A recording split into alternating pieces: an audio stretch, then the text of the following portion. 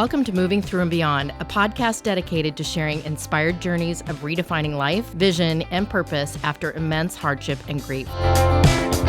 My goal with this podcast is to give you hope and to let my guest journeys inspire you to make the choice to keep looking up. I'm your host, Carey Conley.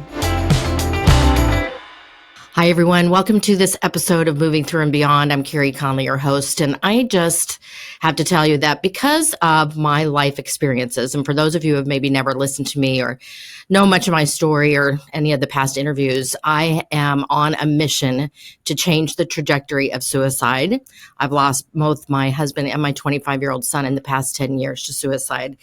And, my guest here today is someone that several people came to me and said, you have to meet this woman. She is on a mission like you to change this epidemic that we have going on, especially in young men. And so, Leslie, I am so honored that you are taking the time to be here today because I know that you are traveling all over the world now because you're making such a big impact. So I appreciate you being here. Well, thank you, Carey. Anytime I have an opportunity to share a little of our story, I feel like it helps people understand a little bit more about suicide. Everyone's story is different, but ours has a unique twist to it, which I can share with your listeners. So Thank you for having me today.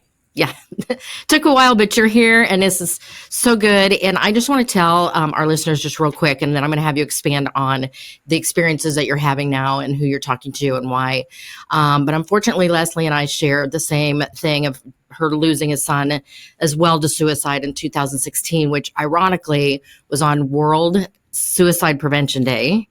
And she decided a year later to start speaking in her community on suicide prevention. And then over the years has become so well known in this space that she has reached a level of a lot of media attention and is now speaking a lot, mostly to young men who are in the sports industry and the military. To the extent that she's actually spoken to the cadets at West Point, and I would love to hear more about that too, Leslie. So yeah, she's a traveling woman, and I am thrilled that you are really touching these young men in the way that you are, Leslie, and teaching them and helping them become so aware about suicide prevention. So thank you so much for what you're doing, and I would love to just have you kind of share a little bit of your story. How this all began. Well, Carey, I always say this is a job that I didn't choose. It chose me. Right. Agreed. And, you understand that. So at 2:30 in the morning on September 10th of 2016, which is World Suicide Prevention Awareness Day, our doorbell rang and changed our lives forever. Mm. So with that came the news that our son had taken his life. Actually, he was alive. They were transporting him by ambulance to Indianapolis, but we were 3 hours away from Indianapolis where we lived at the time. So, got in the car, headed there, and about 20 minutes down the road, my cell phone rang, and it was the emergency room doctor, asking if we were on our way. We said that we were, and then he wanted to know if we could pull over to the side of the road so he could talk to us. He told us that the ambulance had just arrived with Austin and there was no pulse. And so, in that moment, if you can imagine, Carey, it was a storm that night. And I always say I've driven through a lot of rain and a lot of thunder and a lot of lightning in my life, but I don't think I've ever driven through a storm like that. Right. And it continued to rain all the way to Indianapolis. Now, my husband is a very soft-spoken man, and, he just completely, hit his fist on the steering wheel and said, "Why, Austin? Why? Oh, why?" And we drove on for another 2.5 hours in silence, except for the rain, which never, ever let up. And, that night began a journey for me that I couldn't even have imagined in my wildest dreams. But I was working full-time as an executive recruiter, and really loved what I did. But our story took a turn, Carey, on the 2-year anniversary. Now, my son was what the world would call an overachiever, a high achiever. Right. Graduated above a perfect 4.0. People are like, how do you graduate above a perfect 4.0, Leslie? And I said, well, he took weighted honors. He took college courses his senior year. So he knew he was very driven, very motivated, knew what he wanted to do. So with that being said, graduated top of his class, received $26,000 in renewable academic scholarships, could have gone to any college, Carey, anywhere. Yeah. He chose one of the last two. At the time, there were three. There's two now. One of the last two remaining all-male colleges in the United States, Wabash College, west of Indianapolis. So to give you an idea, this school is probably 800 to 1,000 students on any given year. So it's very small. Okay. On the 2-year anniversary of Austin's death, we received a text message from his former roommate. And he said, Mr. and Mrs. Weirich, I don't know if you heard, but Evan Hansen, the co-captain of the Wabash football team, took his life today. And he said, I didn't want you to hear about it on the news. So we become very, very good friends with Evan's parents, Chuck and Mary Hansen, in Indianapolis now. And so both young men, both went to a small all-male college campus, both died by suicide, by sheer coincidence, neither knew, on World Suicide Prevention Awareness Day. So I knew that something needed to be done with our story, Carey. Right. I knew that it was, so the Indianapolis Star contacted us. That's the largest newspaper in our state. And they wanted to know if they could cover our story, our half, and Evan's parents. And they thought if both of us told our story, that maybe something in there would help another family. We agreed. The following Wednesday, the story went out. And by Saturday, it had made national news as a human interest sports story. So from there, I say it just kind of started, and I started getting calls. Will you come and speak at a school? Will you come and speak at a Rotary Club or, somewhere, sharing our story? By January of 5 years ago, 2019, I took the stage at a large fundraiser. That evening, they broke a 5-year fundraising record with our story. They raised $249,000 to put licensed therapists in schools. So I said, okay, God, you've got me. You've got my story here. Right. No, You've got my attention. Yes. Exactly. Yeah. So I continued to share it. I continued to get out and speak, but there just weren't enough hours in the day, as you well know. Yeah. So on February 25th of 2020, I took a PTO day from my job. I was an executive recruiter in a large credit union. So I took a PTO day. I went out and I spoke at a charter high school. And for some reason, Carey, I don't even know why, but that day I asked, the first class came in, 2 health education classes at a time, approximately 60 students. Right. Who has lost a friend or family member to suicide here? Thinking maybe, 6, 8, 10, 12 hands will go up.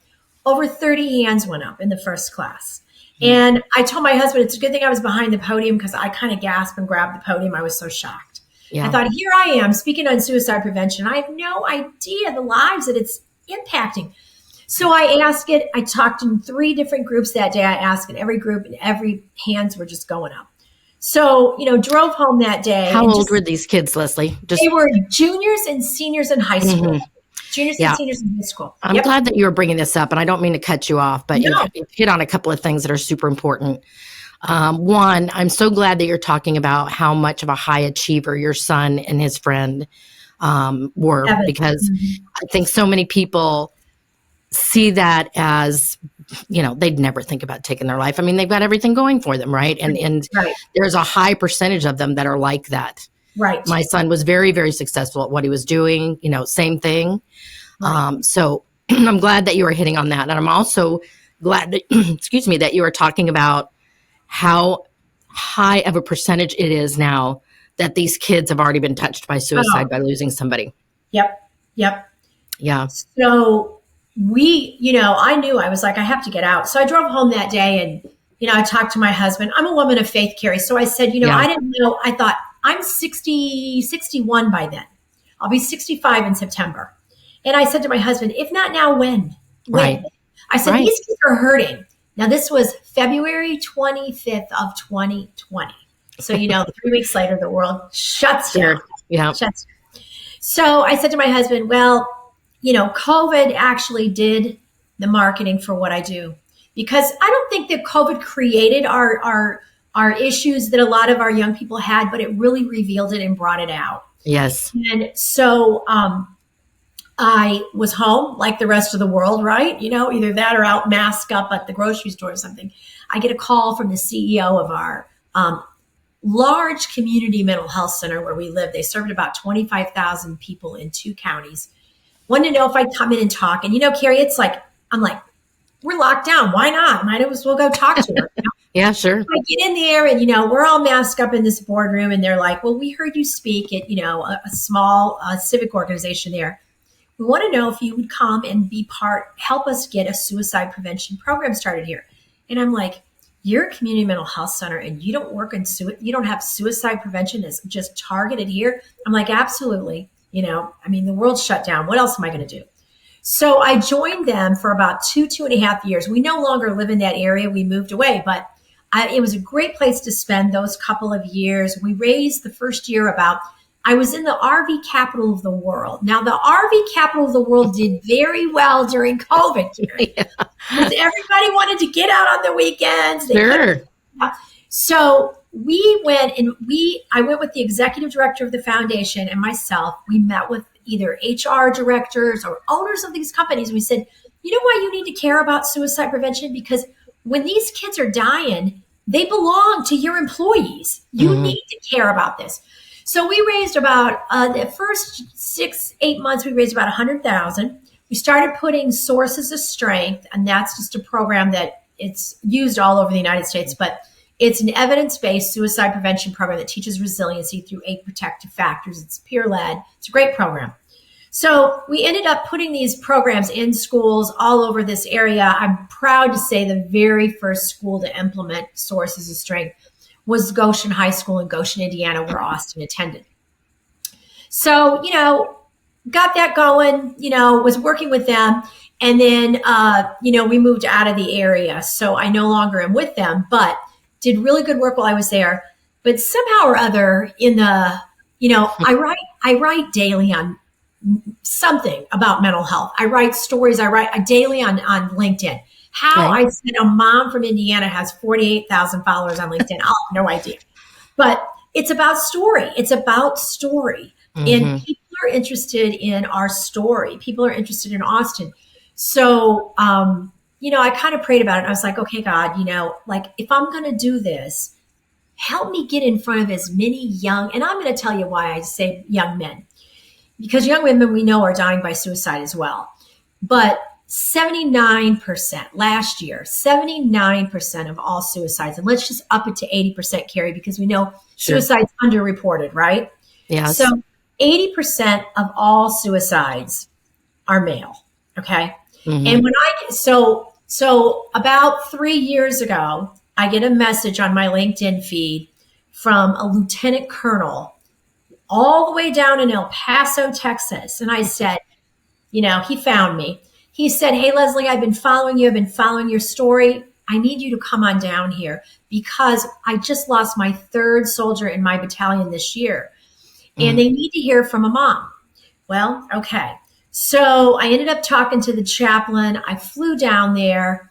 They had lost 20 soldiers that particular year. Now, all of a sudden, everything's coming together for me. I'm an only daughter. I had 5 older brothers. I've lost 2 to cancer. I have 3 remaining. 4 of my 5 brothers served. 2 were in Vietnam. My dad was a World War II master gunnery sergeant. So I have a huge military background. My son attended an all-male college. So all of these factors are coming together. I said, God, you got to put me in front of a large audience. I need to get this message out. Yeah. So from that point on, there was a 4-star general, General Sean Bernabe, who heard me speak. I said, you only need one Sean Bernabe in your corner to be busy. Yeah. It's like having one TEDx blow up, right? It is. And he just kept passing my name around. And so last May, I did a suicide prevention summit. He's now at Fort Cavazos, formerly Fort Hood. And there were five military installations. It was live streamed too. I've gone to Alaska. I've gone to West Point. I'm in with the Army, Carey. And in January, I was picked up by the Navy and I went to San Diego. So I've been very busy with the military. And I said, God, get me in front of as many young men as you can. Well, I'm not going to say that I don't speak in front of young women, because I certainly do. But the greatest need is young men right now. And that's where I'm speaking right now, is to the military bases. Yeah, so I agree with you. Yeah. My heart goes towards the young men as well, especially the ones in their mid-20s, because that percentage is so high. Yes. And there's so many factors for that, I'm sure, that you're going to touch on. And I also would love to know, just a little bit about what you're saying to them when you go in there. But, the biggest question I get, Leslie, that I want to ask you, that I get myself, right? Mm-hmm. Because I don't think anything worse than losing a child. Mm-hmm. And so many people, after my husband passed 3 years before my son, I was already out speaking and coaching, and I continued to do that. And people would ask me, how in the world are you still working and doing this? And then after my son passed, the question became, I don't even know how you're standing at this point, let alone now still working and creating this mission and this movement. Because you and I both know that, losing our sons, the grief never goes away. But having this mission helps heal, right? 100%. Do you find that's true for you too? Absolutely. And I guess a perfect segue here into, not that I'm trying to sell books to anybody today, but I did write my first book in January. It came out on my son's 28th birthday, called The Gifts of Grief. Grief has been, and not to give away my book in case anyone wants to read it, but grief has been part of my journey since I was 16 years old. I'll be 65 in September. So I lost two brothers to cancer on the same day, 40 years apart. One died at 34, one died at 69. One got to see his grandchildren, be born, the other never did. Lost a sister before I was born. So 3 siblings to cancer, lost 2 infant daughters, lost my son to suicide, lost my best friend of 31 years. My parents, when they died at 89 and 91, I said, were the first people in my life that died at the right age, So grief is part of it's part of my story. I had my book launch February 16th at a community-wide grief center. And I said, here's the thing. Grief is our hardest teacher. We don't get a study for that test, Carey, but if we can take that grief and we can learn from it, because I tell everybody, I liken it to a ball. You take a ball and you want to push it underwater. If you're at a pool or a lake or something, Carey, you can hold that ball under, can't you? You keep both hands on it and it's right there. But the second you let your hands off that ball, Carey, what's going to happen? It's going to pop up. It's going to, and then what's going to happen? It's going to float on the surface. Yeah. And you're right there with it. It's right there. So, I always say, and I know I have a really good friend that I met after Austin died. She, through LinkedIn, wrote a book, sent me her book. She said, I've been following you. Listen, here's what I know. When you go through tragedy, like you have, Carey, like I have, you get 2 choices in life. Right. You can either stay stuck in your story or you can stand on your story. Yeah. And we knew, my husband and I knew, we have no idea what it was going to look like, but we knew very shortly afterward that we were going to use our story to try to help other people. And we just weren't sure what that was going to look like. I never could have imagined 7 years ago that I'd be at West Point. I presented at the Pentagon twice in September. But what I found out is, serving heals me. Serving heals me. So when I go out and I serve and I say, the beauty of really what I do, Carey, is not when I speak. I mean, there's a lot of great public speakers out there. The beauty of what I do is when I stop speaking, because I actually pad in several hours afterwards. So depending on where they have to go, what they have to do, the soldiers will line up. They will come to the side of the stage wherever I'm speaking, and they will wait to talk to me. They wait to tell me their story. They need to tell their story to somebody that's a safe place. And then I can assess, how high risk they are. Do they need help today? Do they just need to see a chaplain? Where are they in this whole, Mm. situation? So I have now dozens and dozens and dozens of stories from moms, from soldiers, from chaplains, of people that are still here, Carey. They're Yeah. still here. They're still fighting the good fight every day. Not to say their problems are gone, because we can't fix people's problems. And this is what I think: we'll never have enough licensed clinical therapists for all the hurting people in the world. We're just never going to have it. It's a We've big got, problem right now. it is, but we're Mhm. it, Carey. I mean, we're it. Right. And we've got to show up. We've got to get comfortable with being uncomfortable. Right. We've got to get in there, and we've got to let people, because 9 times out of 10, all somebody really needs is to be able to get those thoughts. And I say suicide's a perfect storm. I say it's not about one thing. It's about a lot of little things building Yes. up, brewing. And then Thank you for saying that, yeah, Leslie, because I'm sure you get asked this. I get asked this all the time. What were the signs? Do you think that it was because they were unhappy in their job? Do you think that they were mentally imbalanced? And I have always said it is not that simple of an answer. no, it's not. It's very complicated. It's not. It's not. Thank you for Yeah. saying that. So I get asked that all the time too, Carey. And I always say, when people ask me, did you see any signs? I tell them, because I FaceTime my son for 45 minutes the day that he died.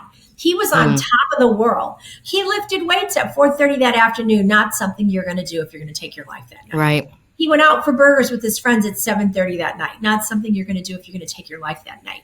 Yeah. So when people ask me that question, I say, I saw no warning signs, none. Yeah.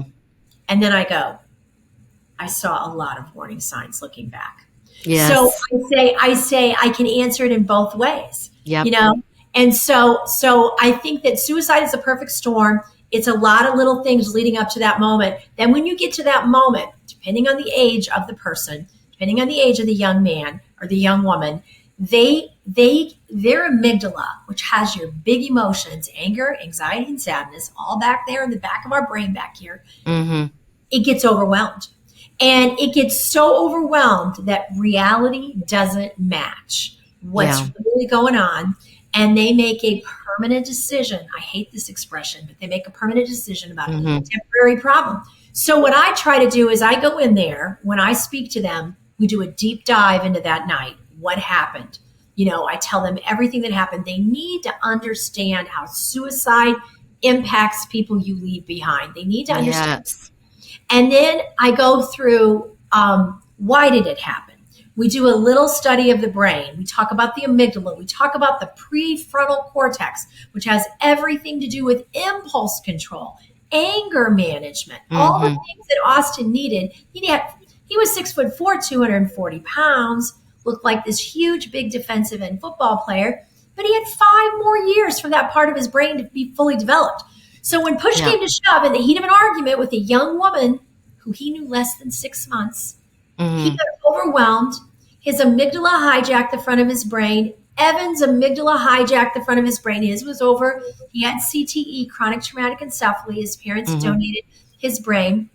And they made a permanent decision about a temporary problem in a moment when I tell everyone, hold on, here's why.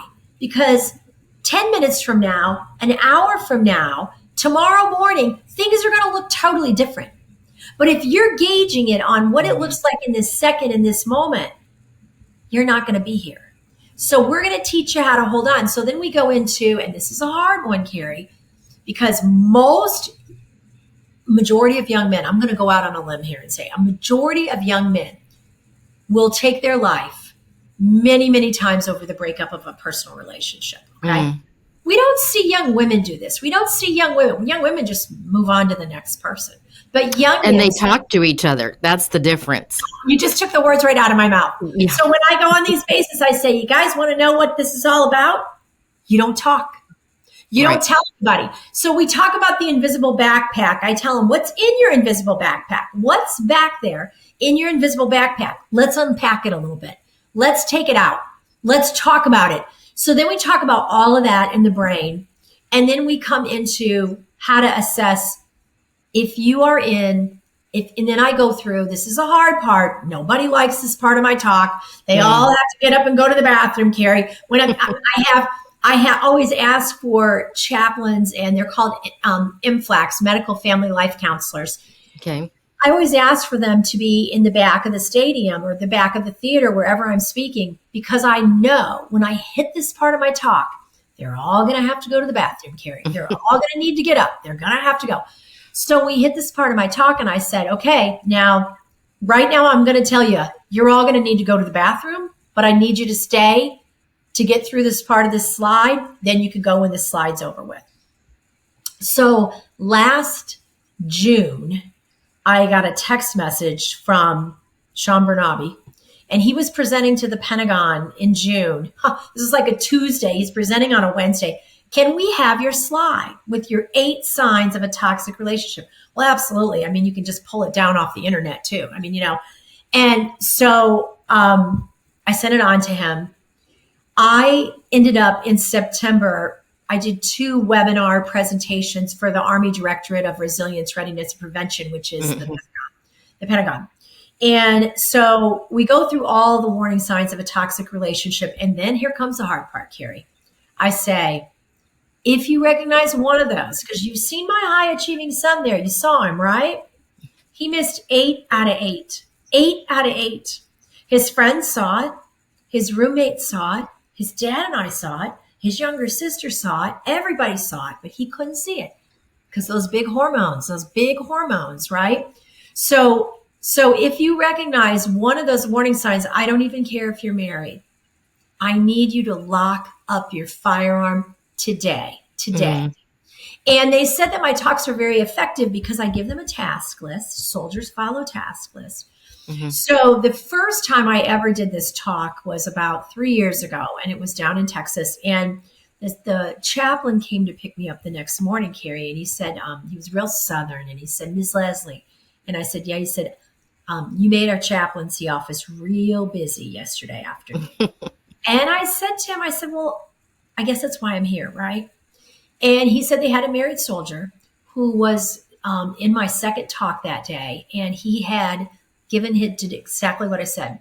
Thank God. Gave his firearm to a battle buddy to lock up. He came into the chaplaincy office and said, I know I need help. They said, why? He said, well, if I had been able to get to my gun, I would have shot her first and turned it on myself. I knew. So the chaplain said, okay, Ms. Leslie, there's 2. Keep on going. Yeah. So anyway, Carey, that's, so then we go through all of that. And then at the end, we talk about how to ask for help, where to get help. I do the 3-3 challenge with them. I ask them to get out their phones, wherever their phones are. I said, I want you to put down 3 reasons for living today. 3. And I said, listen, I don't care. It can be your dog. I don't care. It can be anything you want. They're your reasons, not mine. And you can change them up. But I want you to keep 3 on there. And I want you to walk around in the shower, wherever. I want you to say these during the day. We're going to talk about neuroplasticity, right? Right. So I said, this is neuroplasticity. This is rewiring your brain to be grateful. Right. Because guess what? You can't be angry and grateful in the same moment at the same time. You have to put gratitude ahead of that. So then I want you to take 3 people, and it can be a chaplain. It can be a battle buddy. It can be an MFLAC counselor. But when you have 3 people, why 3? One's not available. Call the second one. They're not. So chances are with the 3, you'll find somebody available. Get them on your short list on your phone so they know they're your people. They're your tribe. And then when you have a problem, you've got their number. You call them. You text so good. them. You let out. So the 3-3 challenge I do at the very end. And, it's simple, but it works. It's basic. It's simple. And I say, because guess what? Not if, but when you hit this moment, you're going to hit it. It's going to be over a relationship. It's going to be over something. You're not going to go outside of base and drink a 6-pack, come back and pick up a loaded firearm. You're not going to do it. You're going to call one of those 3 people. You've got those 3 things on your phone you're grateful for, and you're going to keep on going. Because someday your story could save somebody else's life. And so And that's the ripple effect that you are creating, Leslie, right? Yes. If it's just one person that and I'm sure you probably don't even know this, of how many men have sat in your talks that are already thinking about taking their life that Oh, day. it's That happened. day. It's happened. I'm sure. Last May, when I was in Texas, I was invited down to do a leadership conference on suicide prevention. And they were bringing in people all over, Dr. Craig Bryan, who wrote Rethinking Suicide, all these people, but they wanted me to kick it off with my personal story. Yeah. So I said to them, I'll be happy to come down. But the Army this year has had their worst year ever for suicide. I want to talk to the soldiers when I'm down there. Yeah. So they arranged 5 soldier talks for me, 5. The last day, Friday afternoon, Carey, the last day, the last talk. I just do this in all my talks. I try to, engage them. Any soldiers out there from Indiana, give me a shout out here, One soldier in my last talk, Carey. Yeah. His name was Austin. He was from Indiana. And just what you said, it was heading down there. He broke up with her on the way to my talk. He was thinking about taking his life. There were all the circumstances going. So we sat together. I got him to an MFLAC counselor. It's, you never, ever know. But you're right. I have a lot of those stories now, a lot of them. Yeah. I get them too, Leslie. And I also get, and I'm sure you're getting this too, a lot of, it's not so much the young adults that are coming to me. And honestly, they do gravitate towards me. And I'm sure it's a lot. The same reason that you are being so well received on these military bases with these men is because we're moms. Yes, 100%. Right? And so I do randomly get young men in their mid-20s, early 30s reach out to me and say, hey, I heard your podcast with so-and-so. You have to know how much you impacted me today. I've really been struggling. But I'll tell you who's really coming to me, just like you asking, raise your hands if you've been touched by suicide. I was speaking at a women's conference last Wednesday, and I told my story and told them that I have a really big heart for young adults and that I was getting ready to launch a group mentorship program for them. And I've never asked this question before, but I asked because most of the women in the group are around my age. I asked, how many of you in here are parents of young adults, early 20s to early 30s? And I thought maybe 5 people would raise their hand. I'm not kidding you. It was like 80%. And like you, I almost fell over. I was like, okay. And do you know, afterwards, those women came to me and said, please help me help them. Yes. Yes. Right? Yes. So what you are doing, the work you're doing and the calling, that our sons are behind this, right? Yes, yes. That young man, Austin, was a sign from your son, like I get from mine all the time to keep going. Yeah. Yeah. Yeah. Yeah. I just love the work you're doing. Thank you. And, it parallels what you're doing, Yeah. And I get calls from schools, and it's not that I don't want to speak in schools, but right now to get ready to go to a military base takes a lot of effort, And so I'm getting ready to go down week after next, the 26th, I'll speak and it's the only other remaining all male college, Hampden-Sydney College in Virginia. So I'll be speaking to their student body the evening of March 26th. And I have a lot to say to those young men. I've got a lot to say to them. They're not soldiers, but they're young men, and their issues are their issues. And I tell the soldiers, I said, when I go speak at there's a sea of camo. I was in Alaska for 2 weeks in December. I mean, Carey, who goes to Alaska in December for 2 weeks? Somebody on a mission. It was incredible. It was incredible. And so, I look out at this sea of camo. Like one of my sessions had 800 soldiers in it. So it's a sea of camouflage. Mm-hmm. I tell them, I'm like, I don't see soldiers out here. I don't. I see someone's son. Mm-hmm. I see someone's brother.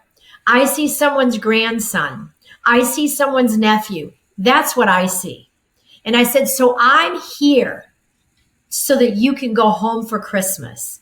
I'm here so you'll come back after Christmas. Because a lot of times the holidays are very triggering. I think as long as I speak on military bases, I will be somewhere right before Christmas, somewhere. Yeah. So I believe that, when I go to Hampden-Sydney College, some of those men might enlist afterwards, because when you enlist from college, you get as an officer. But I will say, the issues that you have, they're not unique, and you're not alone. You're not alone. Mm. I'll tell you a story here. I'm just a big storyteller, Carey, because stories are what people remember. Right. So a year ago, right about now, the end of March, a year ago, I was invited to speak, and actually I think it was March 26th, so the same time I'm going to be at Hampton City. I was invited to Indianapolis to speak at a leadership breakfast. Now, these are all Wabash alums. So they've been out of school. They're in their 40s, and they're in their 50s, and some are in their 30s. And they called me to speak, Carey, and they said, Leslie, there's going to be 3 speakers that morning. It's going to be you. There's going to be a senator that authored a piece of mental health legislation here in Indiana, a really good piece of mental health legislation. And there's going to be a psychiatrist who works with the Indianapolis Colts and, big athletes. You have 9 minutes. I said, I'm driving 2 hours. I'll take 10. I'll take 10. I told him, I said, I'll take 10. Yeah. So I get down there, and one of the young attorneys, he's in his early 30s, really nice young man. He leans over to me. He said, Leslie, take 15. I said, you got it. I'm taking every bit of that time. I get up there and I said, hey, Kate, whatever you do or don't believe, I am a woman of faith. I was the only one of the 3 that got a standing ovation. But I told a story. And this is what I said. I said, you guys in here, you're all up in your careers. You've all crushed it in life. The man of the year that morning was an orthopedic surgeon in Indianapolis. So these guys were, very successful in life. I said, but here's the deal. I said, here's the deal. Every single one of you walking in here this morning, you're all dealing with something. Something. But you don't want anybody to know. You don't want any of your partners at your firm to know. You don't want anybody, maybe in your family to know. But you tout this Wabash alumni brotherhood that you have. Okay, let's put it to the test today. Let's put it to the test. Before you leave here, do not go back to your office. Do not go back to work without getting with one Wabash brother, one. And I want you to take one thing out of your backpack, just one, and tell it to somebody else before you leave here, before you go out of this building. There were about 300 men there. There were some women. It was like 90-10. There were a few wives, but it was mostly men. And so, it's over with. Everybody's getting ready to leave. People are kind of clearing out. I see these 2 men in the back, Carey. And they kind of made their way up to me, and they said, well, we just wanted to let you know we took you up on your challenge this morning. They had been in each other's lives. They were probably late 30s, early 40s. So getting close to being out of college, 20 some years. He said, he looked at me and he said, I told him that, he said, I lost my dad to suicide when I was 10 years old, and I never told anybody this at Wabash. And the other guy looked at him with tears in his eyes, and he said, I wish I would have known that, because then I could have told you that I lost my dad when I was 7 to suicide. Both of them had carried that in that backpack. I told him, I said, if there was an award for lightening your backpack, you two would get it this morning. Right. You would get it. And I said, That's so touching. Take that forth. Do something with that. We were talking about a camp called Camp Kita, and it's for anyone who's lost a brother or sister or a parent to suicide. Right. Anyway, it's up in Maine, and it's an incredible place. And the one said to me, am I too old to go to Camp Kita? And I said, you probably are, but you could be a counselor there. Yeah. And I said, see, that's what you can do. And I said, thank you for being brave enough to do that today. Well, and Leslie, it's just people like you that are just being so bold, because I have nothing to lose.